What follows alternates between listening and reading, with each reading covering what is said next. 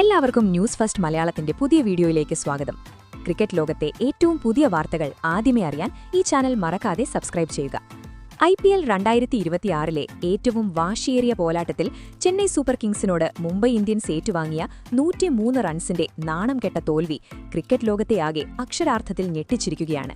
എന്നാൽ അതിനേക്കാളേറെ ഇപ്പോൾ ഏവരുടെയും നെഞ്ചിടി പേറ്റുന്നത് മത്സരശേഷം മുംബൈ ഇന്ത്യൻസിന്റെ ഡ്രസ്സിംഗ് റൂമിൽ നിന്ന് പുറത്തുവരുന്ന അത്യന്തം നാടകീയവും ഞെട്ടിക്കുന്നതുമായ ഒരു ഇൻസൈഡ് സ്റ്റോറിയാണ്. വാങ്കഡെ സ്റ്റേഡിയത്തിൽ അഖിൽ ഹുസൈന്റെ പന്തിൽ 29 പന്തിൽ വെറും 37 റൺസെടുത്ത് തിലക് വർമ്മ പുറത്തായി പവലിയനിലേക്ക് മടങ്ങുമ്പോൾ മുംബൈയുടെ ഡ്രസ്സിംഗ് റൂം ഒരു യഥാർത്ഥ യുദ്ധക്കളത്തിന് സമാനമായിരുന്നു. ലഭിക്കുന്ന സൂചനകൾ പ്രകാരം തിലക് വർമ്മ ഡ്രസ്സിംഗ് റൂമിലേക്ക് കാലെടുത്തുവെച്ച നിമിഷം തന്നെ മുൻ ക്യാപ്റ്റനും ഹിറ്റ്മാനുമായ രോഹിത് ശർമ്മയുടെ കോപം അണപൊട്ടി. യാതൊരു നിയന്ത്രണവുമില്ലാതെ രോഹിത് തിലകിനെ അതിനിശിതമായ ഭാഷയിൽ വിമർശിച്ചു. 208 റൺസ് എന്ന കൂറ്റൻ വിജയലക്ഷ്യം പിന്തുടരുമ്പോൾ ജയിക്കാൻ ആവശ്യമായ റൺ റേറ്റ് 15-ന് മുകളിലേക്ക് കുതിച്ചുയരുന്ന സമയത്താണ് തിലക് വെറും 127 എന്ന ശരാശരി സ്ട്രൈക്ക് റേറ്റിൽ ക്രീസിൽ പൊരുതി നിന്നത്. ഡഗൌട്ടിലിരുന്ന് ഈ മെല്ലെപ്പോക്ക് കണ്ടുകൊണ്ടിരുന്ന രോഹിത്തിനെ അത് വല്ലാതെ അസ്വസ്ഥനാക്കിയിരുന്നു. അഖിൽ ഹുസൈന്റെ പന്തിൽ പൂർണ്ണമായും ബീറ്റനായി കടുത്ത നിരാശയോടെ ഡ്രസ്സിംഗ് റൂമിന്റെ പടികൾ കയറിയെത്തിയ തിലകിനെ അവിടെ കാത്തിരുന്നത് രോഹിത്തിന്റെ രൗദ്രഭാവമായിരുന്നു. ഇതുപോലെ ദിശാബോധമില്ലാത്ത പ്രതിരോധത്തിലൂന്നിയ ബാറ്റിംഗ് കാഴ്ചവെക്കാനായിരുന്നെങ്കിൽ നീ എന്തിനാണ് മൈതാനത്തേക്ക് പോയത്? സ്കോർ ബോർഡ് ആവശ്യപ്പെടുന്നത് എന്താണെന്ന് നിനക്ക് കാണാൻ കഴിഞ്ഞില്ലേ എന്ന് രോഹിത് എല്ലാവർക്കും മുന്നിൽ വെച്ച് പൊട്ടിത്തെറിച്ചു. സഹതാരം സൂര്യകുമാർ യാദവിൽ അനാവശ്യ സമ്മർദ്ദം കൂട്ടാനും ടീമിന്റെ വിജയപ്രതീക്ഷകൾ വേരോടെ പിഴുതെറിയാനും മാത്രമേ ഈ സ്വാർത്ഥമായ കളി ഉപകരിച്ചുള്ളൂവെന്ന് രോഹിത് തുറന്നടിച്ചു. IPL പോലൊരു ലോകോത്തര വേദിയിൽ സ്വന്തം സ്കോറിനു വേണ്ടി മാത്രം കളിച്ച് ടീമിനെ മറക്കുന്ന ഇത്തരം പ്രകടനങ്ങൾക്ക് യാതൊരു സ്ഥാനവുമില്ലെന്ന് അദ്ദേഹം ഓർമ്മിപ്പിച്ചു. രോഹിത്തിന്റെ ശബ്ദത്തിന്റെ കാഠിന്യം ഡ്രസ്സിംഗ് റൂമിന് പുറത്തുള്ളവരെ പോലും ഭയപ്പെടുത്തി. ടീം ക്യാമ്പിൽ ശ്മശാന മൂകത തളം കെട്ടിനിന്നു.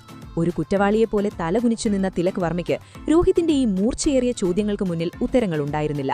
മുംബൈ ഇന്ത്യൻസിന്റെ വർഷങ്ങളായുള്ള പ്രതാപവും അഭിമാനവും തന്റെ കൺമുന്നിൽ തകർന്നടിയുന്നത് കണ്ടാണ് എപ്പോഴും ശാന്തനായി കാണപ്പെടുന്ന രോഹിത് ശർമ്മയ്ക്ക് തന്റെ നിയന്ത്രണം നഷ്ടപ്പെട്ടത്.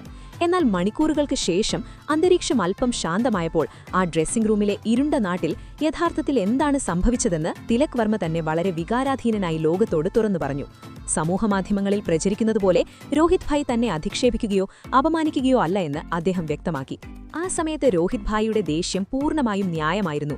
ടീമിന് എന്നിൽ നിന്ന് 180-190 എന്ന സ്ഫോടകമാഗ്രമ സ്ട്രൈക്ക് റേറ്റ് ആവശ്യമുള്ളപ്പോൾ ഞാൻ വെറും സിംഗിളുകളും ഡബിളുകളും എടുത്ത് സമയം കളയുകയായിരുന്നു, തിലക് ആത്മനിന്ദയോടെ സമ്മതിച്ചു. മുംബൈ ഇന്ത്യൻസിന്റെ അഭിമാനകരമായ ജേഴ്സി അണിഞ്ഞ് മത്സരങ്ങൾ തോൽക്കാം, പക്ഷേ വിജയത്തിനായുള്ള പോരാട്ട വീര്യം കളിക്കളത്തിൽ ഒരിക്കലും കൈവിടരുതെന്ന് രോഹിത് തന്നെ ഓർമ്മിപ്പിച്ചതായി തിലക് പറഞ്ഞു. തന്റെ മോശം പ്രകടനമാണ് ടീമിനെ തോൽപ്പിച്ചത്. രോഹിത്തിന്റെ ആ വാക്കുകൾ ഒരു ശിക്ഷയല്ല, മറിച്ചൊരു ജ്യേഷ്ഠന്റെ ശാസനയായും ജീവിതത്തിലെ ഏറ്റവും വലിയ പാഠമായുമാണ് താൻ കാണുന്നതെന്ന് തിലക് കൂട്ടിച്ചേർത്തു.